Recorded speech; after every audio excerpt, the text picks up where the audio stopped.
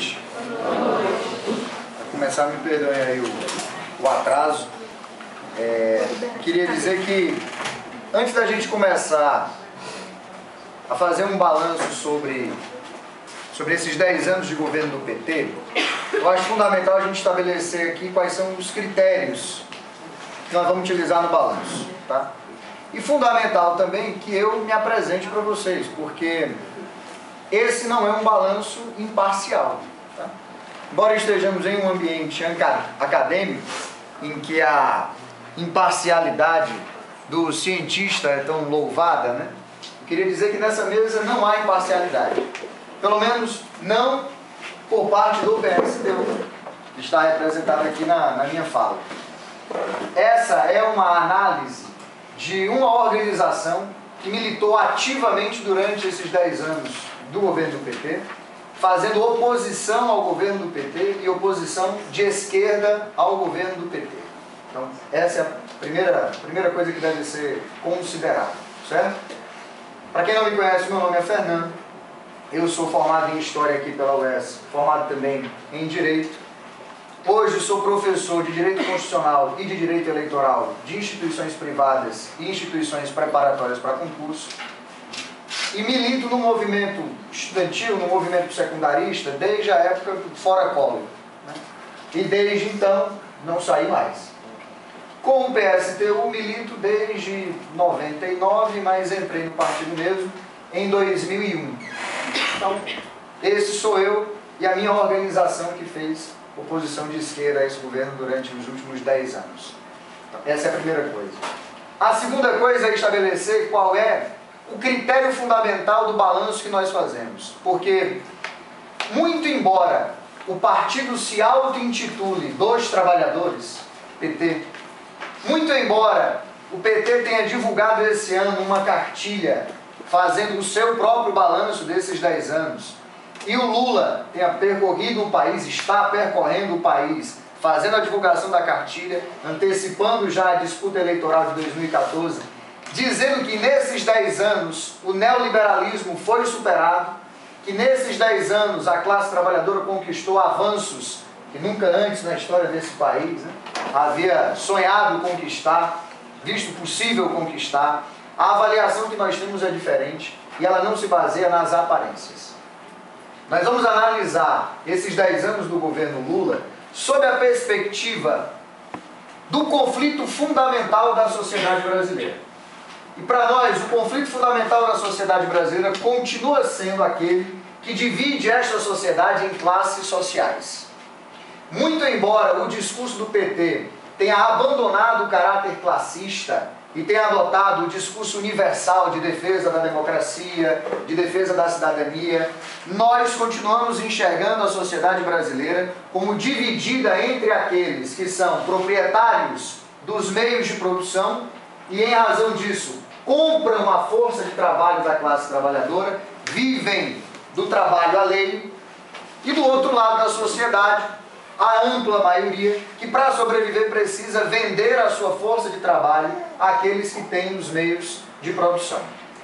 A sociedade brasileira dividida em classes tem, portanto, na propriedade privada dos meios de produção, o seu conflito fundamental. O conflito fundamental nas cidades, o conflito fundamental no campo, o conflito fundamental dentro do sistema internacional de estados, né, dentro do modo de produção capitalista. E analisando sob a perspectiva desse conflito fundamental da sociedade brasileira, a gente avalia os governos a partir da sua intervenção nesse conflito. A partir da dinâmica das classes sociais desse conflito, como é que o governo incidiu? Como é que o governo participou deste conflito? E assim nós fazemos um balanço. E nesse balanço, nós dizíamos, já em 2002, e reafirmamos agora, 10 anos depois, que o governo Lula é um governo burguês. O governo Lula é um governo dos proprietários dos meios de produção. Agora, ele é um governo burguês anômalo. Ele é um governo burguês completamente atípico. Ele é um governo burguês que aparenta ser um governo da classe trabalhadora. E isso gera uma confusão tremenda na esmagadora maioria da classe e principalmente gera uma confusão tremenda num setor importante da vanguarda da classe trabalhadora. Naquele setor da classe que organiza as lutas, que está à frente do movimento estudantil, que está à frente do movimento de sem terra, que está à frente dos movimentos sindicais, gera essa confusão. Afinal de contas, nós estamos falando de 10 anos que se iniciam com o governo, primeiro, de um operário. E não é qualquer operário, nós estamos falando da maior liderança operária e única liderança operária de dimensões nacionais que esse país teve. Se você analisa o cenário brasileiro hoje, não há nenhuma outra figura pública de dimensão nacional, não há nenhum outro líder de dimensão nacional no país. O Lula é o único. E é uma liderança construída no meio da classe trabalhadora. Uma liderança que nasce liderando greves sindicais contra a ditadura militar. Sempre com um perfil conciliador. Sempre com um perfil conciliador. Mas é uma figura que nasce de dentro do movimento operário, em um contexto de crise do regime, de enfrentamento com uma ditadura, que chega a ser preso, que se apresenta nas eleições de 89 em uma situação de crise política e econômica no país, e que vai galvanizando aí a esperança da classe trabalhadora de viver dias melhores. É uma figura tão atípica, que em 1989 eu era uma criança de 8 anos de idade. 8 anos de idade. E os meus pais, servidores públicos, é que me apresentaram o Lula. Mas não me disseram só quem era o Lula. Me apresentaram a tal ponto de, na campanha de 89, a gente fazer adesivo em casa, parar no sinal de trânsito para fazer campanha para o Lula em 89. O carro parava no sinal, a gente descia do carro, crianças, eu com 8 anos de idade, minha irmã com 6 anos de idade, para distribuir material que a gente fazia em casa. Isso foi a campanha de 1989. Eu entro na militância política em 92 no Fora Collor, e na minha cabeça, aquele Fora Collor representava o que o PT me dizia que representava. A perspectiva de que o Lula seria eleito em 94. Eu lembro ainda de em 92, 93, os adesivos na cidade, panfletos e etc. Feliz 94. O rostozinho do Lula rindo, já comemorando a vitória de 94. E em 94 é eleito Fernando Henrique Cardoso, já às custas do Plano Real. É dessa figura que nós estamos falando, entende? Em 98, meu primeiro voto presidencial já foi num Lula muito mais domesticado. Eu próprio já votei no Lula meio a contragosto, né? E em 2002, essa eleição fundamental, nós precisamos analisar qual era o retrato internacional desta eleição de 2002.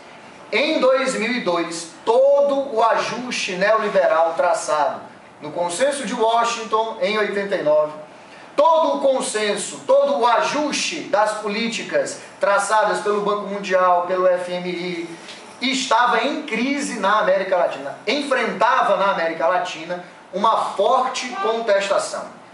Mas não é uma contestação meramente eleitoral. Nós estamos falando de crises revolucionárias na América Latina no começo do século XXI. Nós estamos falando de crises revolucionárias no Equador, crises revolucionárias na Venezuela, crises revolucionárias na Bolívia, crises revolucionárias na Argentina. Nós estamos falando de um período de 3 anos da história da América Latina em que 10 presidentes democraticamente eleitos não concluíram um mandato. Porque foram depostos por golpes militares? Não. Porque foram depostos nas ruas por mobilização de trabalhadores, de indígenas e de camponeses. Nós estamos falando de presidentes que não terminaram o mandato e que foram processados, alguns julgados, alguns presos, alguns tiveram que fugir, inclusive. Essa era a situação da América Latina quando, em 2002, o Lula é eleito presidente da República. Todo esse movimento de contestação ao ajuste neoliberal na América Latina derrubou presidentes nos países vizinhos. E no Brasil gerou também uma fortíssima mobilização, mas que se traduziu num resultado eleitoral e não em um processo revolucionário como aconteceu no restante da América Latina. E assim o Lula foi eleito em 2002, com um discurso que não escondia o caráter de conciliação. Não escondia o caráter de conciliação. O Palocci foi ministro da Fazenda e foi tesoureiro da campanha de 2002. Ele tem um livro que conta as suas memórias no Ministério da Fazenda e também durante o período da campanha eleitoral, quando ele era o tesoureiro. O livro se chama Sobre Formigas e Cigarras. Muito bem. Nesse livro, o Palocci narra como é que foi o processo de captação de recursos para a campanha eleitoral do Lula. E não havia o menor problema, o menor obstáculo em a burguesia brasileira abrir os seus cofres para financiar a campanha do Lula em 2002. Portanto, não havia mais aquela ameaça, né, que havia em 89, onde o presidente da Federação da Indústria de São Paulo disse: olha, se o Lula ganha, amanhã metade dos industriais brasileiros estará em Miami. Não havia mais esse risco em 2002. Muito ao contrário, em 2002 o Lula estava sendo financiado por boa parte dos membros da Federação das Indústrias de São Paulo, por boa parte do sistema financeiro nacional. Esse era o cenário. E para acalmar completamente os mercados, o governo lança, a candidatura lança a chamada Carta ao Povo Brasileiro, assumindo compromissos fundamentais, dizendo o seguinte: olha, a política de ajuste fiscal, a política de metas de superávit, a política de controle de câmbio e de controle da inflação estarão mantidas. É importante destacar essa carta, porque o Palocci, e não sou eu que estou dizendo, entenda, é o Palocci, e a fonte é esta, o livro que ele próprio escreveu narrando a campanha eleitoral e narrando a sua participação no Ministério da Fazenda. No livro o Palocci diz o seguinte: depois de redigida a Carta ao Povo Brasileiro, eu, Palocci, liguei para alguns empresários para perguntar: e aí, o texto está bom? Acrescento alguma coisa? Tiro? O que é que eu faço da vida aqui? É esse o texto que nós vamos publicar. Podemos publicar esse texto? Acalma os mercados? E alguns empresários deram pitaco, entendeu? Disseram: olha, é melhor substituir essa palavra por outra, é melhor reafirmar o compromisso aí com o superávit primário, é melhor deixar claro que vocês não vão intervir na política de câmbio, tal, blá, blá, blá. E assim foi feito. E assim foi feito. Não podemos também desconsiderar que a pedra angular da simbologia deste apoio, né, à conciliação foi o vice-presidente da República. Nós estamos falando de José Alencar, que depois de morto foi santificado pelo próprio governo do PT, né, mas que era um dos grandes industriais desse país e que, mais do que isso, aproveitou-se sobremaneira da intervenção brasileira no Haiti. Isso já é uma outra conversa, mas as empresas do José Alencar foram uma das principais beneficiárias da ocupação brasileira no Haiti, reprimindo greves, reprimindo luta por salários, né? Hoje o Haiti é a principal fonte de lucro dessas empresas do José Alencar, que hoje tem seu filho à frente. Então é esse capitalista, é esse burguês que o Lula traz para formar a chapa em 2002. Muito bem. Então é um governo burguês completamente atípico, completamente anômalo, porque ele chega à presidência da República com amplíssimo apoio no movimento estudantil, amplíssimo apoio no movimento sindical, no movimento camponês, e chega para aplicar um programa que não pertencia à classe trabalhadora. Chega para aplicar o programa que, embora ele tenha raiva, é sim a continuidade do programa do Fernando Henrique Cardoso. Não mexeu em rigorosamente nada, absolutamente nada, da política macroeconômica do governo Fernando Henrique. Toda a estratégia econômica foi mantida, mas a confusão de você ter um líder operário que depois de 3 tentativas mal sucedidas consegue chegar à presidência da República é tão grande, mas é tão grande, que aqui dentro desta universidade houve um debate logo no começo do governo Lula, quando o ministro da Educação era ainda Cristóvão Buarque.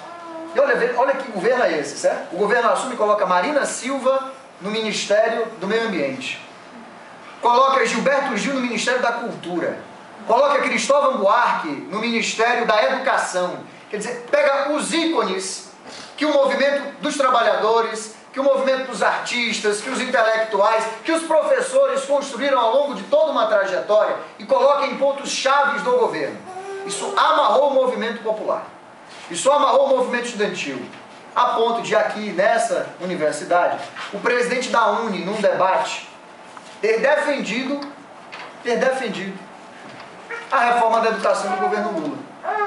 Isso depois do ministro da Educação ter feito uma defesa da reforma dentro da sede da UNE.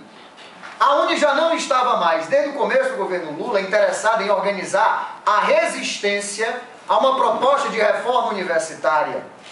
Era endossando a reforma universitária.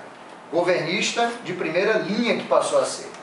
E aí você pergunta o seguinte: o governo Lula alardeou aos quatro cantos que ninguém mais do que ele investiu na educação pública, que as universidades federais foram expandidas, que o investimento nas universidades públicas federais é maior, que os IFETs agora são maiores em quantidade e qualidade e por aí vai. A pergunta fundamental é: e a participação da educação pública dentro da educação geral do Brasil aumenta ou diminui? Diminui. O setor privado cresceu dentro da educação como um mercado. Ampliou-se a participação da iniciativa privada na educação brasileira.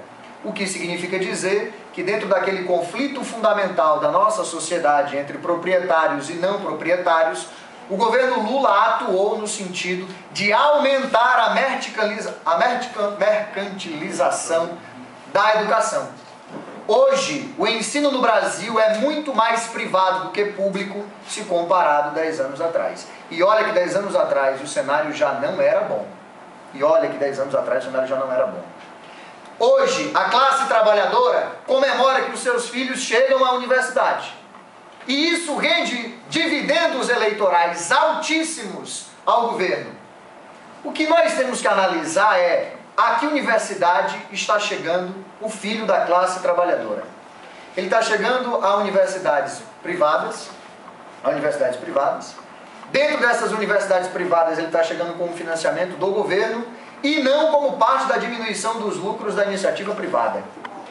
Não é o setor privado que teve que abrir mão de uma parte de seus lucros para financiar bolsas para os filhos da classe trabalhadora. Nem sequer essa medida mínima o governo tomou. O que o governo fez foi salvar a iniciativa privada da inadimplência e passou a financiar diretamente essas bolsas da iniciativa privada. Nas universidades públicas, a principal porta de acesso que o governo cria para os filhos da classe trabalhadora é a tímida política de cotas. Eu digo tímida porque essa bandeira das cotas nas universidades é uma bandeira histórica, certo? Do movimento popular, e nisso há confusão, mas aplicada ainda de maneira muito tímida pelo governo do PT ao longo desses 10 anos.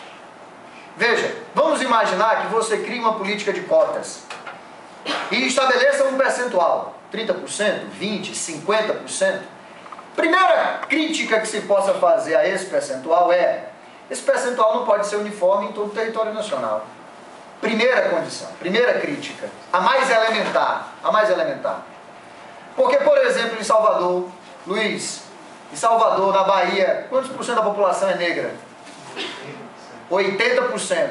Aí eu garanto 30%, 40% de cota para negro na universidade pública na Bahia. Faz sentido um negócio desse?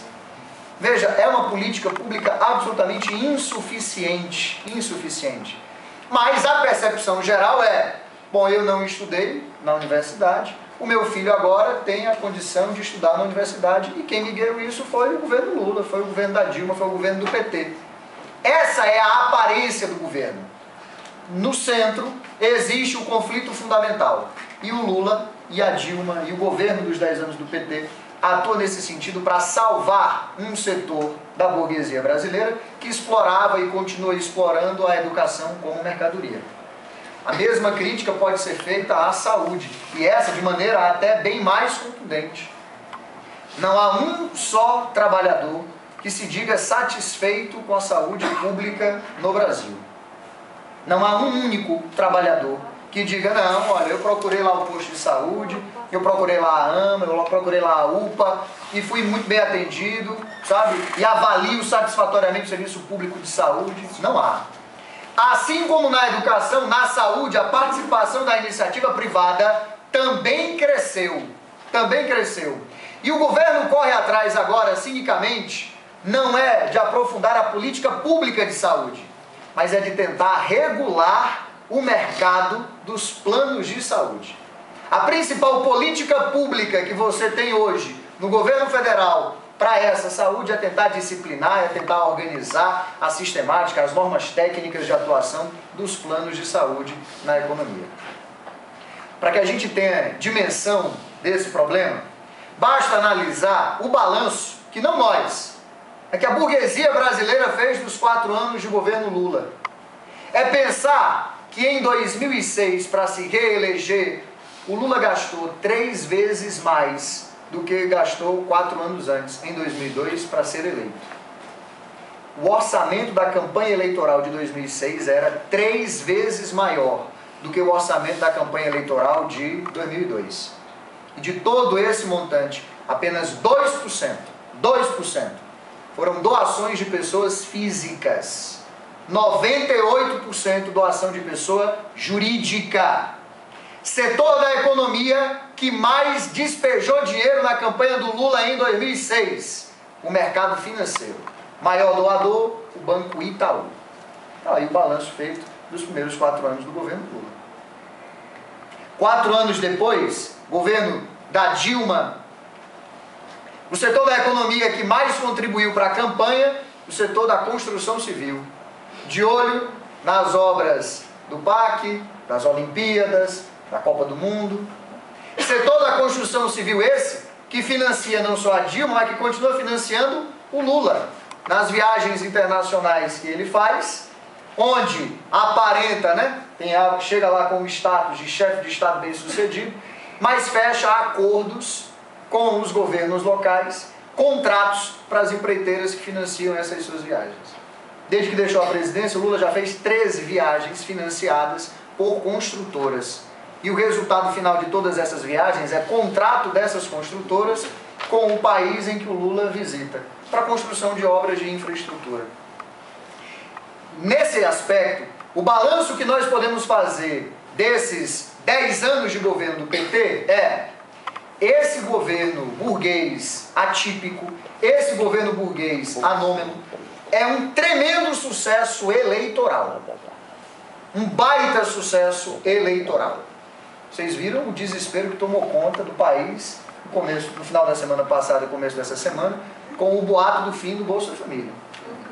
Vocês viram o desespero que foi, né? No final de semana eu estava dando aula na URCA, lá na Universidade do Cariri. E a Caixa Econômica Federal foi invadida. No final de semana. Estava fechada a agência da Caixa Econômica, mas com o boato, alguém teve a infeliz ideia, o gerente da Caixa Econômica lá no Crato, teve a infeliz ideia de abrir a agência para esclarecer o boato. Porra, tem um boato na rua que o Bolsa Família vai acabar. Entende? Aí tem uma multidão na porta da agência da Caixa. Alguém sensatamente diz: não, hoje é fim de semana, não vai estar aberto. Aí alguém diz: não, a Caixa está aberta, olha lá. Porra, então vai acabar mesmo. Ocuparam a Caixa Econômica. Ocuparam a Caixa Econômica. Entendeu? Derrubaram o vidro da Caixa. Não quebraram o vidro, porque o vidro é blindado. Então significa dizer que a estrutura inteira cedeu. Tu imagina isso? Tumulto no país inteiro. Sabe por quê? Porque 14 milhões de famílias brasileiras recebem o Bolsa Família. 14 milhões de famílias brasileiras recebem o Bolsa Família. Isso dá quase 60 milhões de brasileiros. Você sabe o que significa isso no universo de 190 milhões? 190 milhões é a nossa população. E desses 190 milhões, você tem quase 60 recebendo o Bolsa Família. Significa dizer que mais de 20% da população brasileira é beneficiária desse programa assistencial. Programa assistencial. No estado do Ceará e em Fortaleza, o índice é mais alarmante ainda. No estado do Ceará, 1/3 das famílias cearenses recebe o Bolsa Família. 1 em cada 3 famílias do estado do Ceará recebe o Bolsa Família. Entende? Não é à toa que o governo tem um bolsão eleitoral garantido e já parte na frente de qualquer disputa eleitoral nacional. Em qualquer disputa eleitoral nacional, o governo já sai de um patamar mínimo de 30% de intenções de voto. Esse 30% é só Bolsa Família? É óbvio que não. É um setor da classe que acreditava e que continua acreditando no PT, porque continua tendo apoio político na classe trabalhadora, o projeto do PT. É também um amplo setor beneficiado pelas políticas assistenciais do governo. E é também aquele trabalhador que diz o seguinte: não, a minha vida melhorou nos 10 anos do governo Lula. Meu filho está na universidade, eu agora estou trabalhando, no governo Fernando Henrique eu estava desempregado, certo? O salário mínimo aumentou, o meu poder aquisitivo, portanto, aumentou também. Então, se a minha vida melhorou, eu não quero mudar. E agora eu estou com o Lula, estou com o candidato que o Lula indicar. E assim elegeu o primeiro operário presidente da República, elegeu a primeira mulher presidente da República. Toda essa percepção da classe trabalhadora é falsa? Não, não é. O que eu estou querendo mostrar, para abrir a polêmica, é a vida, de fato, ela objetivamente melhorou, certo?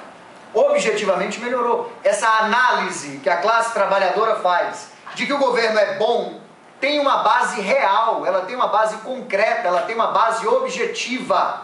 Caramba, é bom ou não? Eu que nunca frequentei uma universidade, agora vejo meu filho na universidade. Isso é bom ou é ruim? É claro que isso é ruim. Eu estava desempregado e agora estou empregado. Isso é bom ou é ruim? É claro que isso é bom. Veja, eu antes ganhava um salário mínimo que era uma miséria.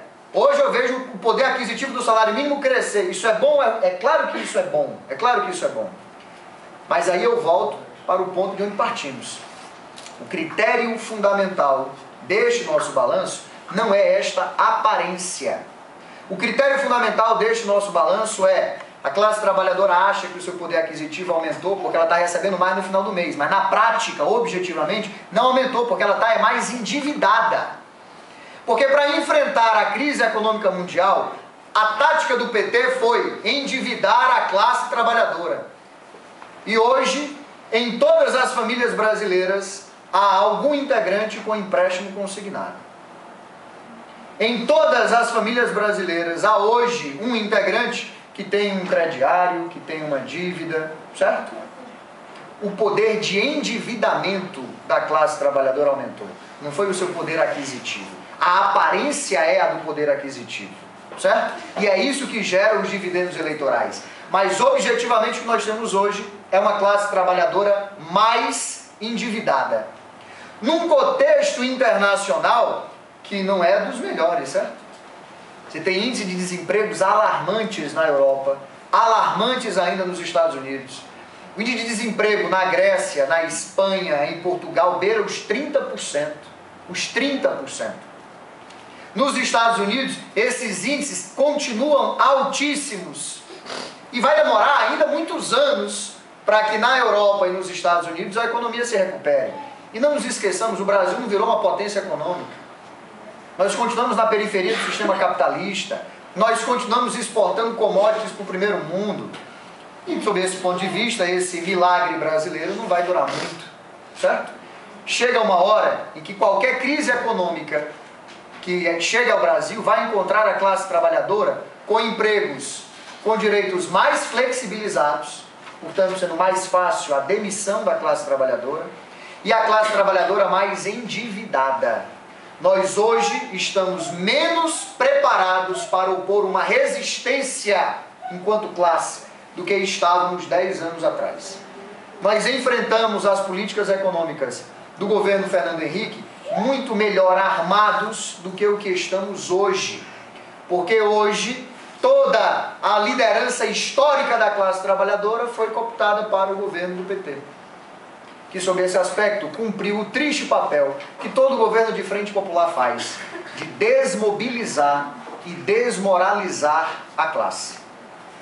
O papel desmobilizador do governo do PT é impressionante. Domesticou o movimento dos trabalhadores sem terra, domesticou a CUT, domesticou a UNE, domesticou, portanto, as três organizações, as três principais organizações que lideravam as grandes lutas da classe trabalhadora desse país e a resistência às políticas neoliberais. A privatização continuou e você vê aí, por exemplo, os leilões que são anunciados quase todos os meses pelo governo. Quando não é leilão de estrada, é leilão de porto. Quando não é leilão de porto, é leilão de aeroporto. Quando não é leilão de aeroporto, é como agora a antecipação do leilão dos primeiros postos aí do pré-sal. Então, os processos de privatização, eles continuam. O crescimento da